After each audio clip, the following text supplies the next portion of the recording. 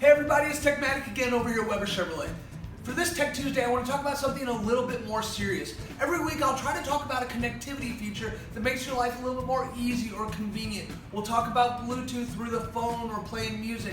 We'll talk about the DVDs and how to make that a little bit more connectivity friendly.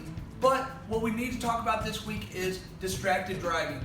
Now, according to the United States Department of Transportation, there's actually 3 forms of distracted driving. And we talk a lot about manual. We know what manual means. That's when you actually take your hands off of the road and you're distracted. We know about the people texting and driving. And there's also visual. That's when you take your eyes off the road, even for a split second, take your eyes off the road to look at something else. But a lot of the things that I talk about can lead to the third one, and that's cognitive distracted driving. So let's talk about 3 tips that we can do to minimize cognitive distracted driving, where our mind wanders away from the task at hand, and that's staying safe on the road.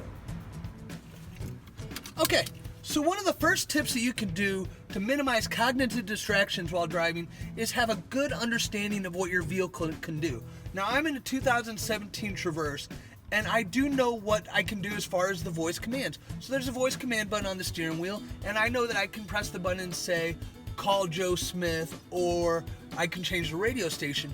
But I do need to know that I have to change the radio station by a very specific set of commands. On the Traverse, I need to press the button and say, tune to FM 92.3. I can't just press the button and say 92.3. Knowing those kind of things will minimize cognitive distractions and not get you frustrated while you're driving to take your mind off of the task at hand. The second thing to always remember is figure out the most efficient way to do the task at hand. Now, a lot of the vehicles are going to have CarPlay or Android Auto. I have found in my own personal experience, by using CarPlay and Android Auto, it's more efficient. So I can hold in the button and say, Joe Smith cell, and it's going to do the voice command system. It works a little bit better for me. So once again, take the time ahead of time to figure out the most efficient way to do the task at hand that you're looking for. A third one is please don't use these kind of technologies in high traffic conditions. Trust me, that text can wait. Sending that email by voice can wait. Even entering in that navigation, you can always pull over to the side of the road and set in a navigation rather than trying to do it by voice and get yourself frustrated. The fourth one that I always like to talk about is if you're the passenger, you have a right to speak up and tell the driver that you don't feel safe with how they're using this technology.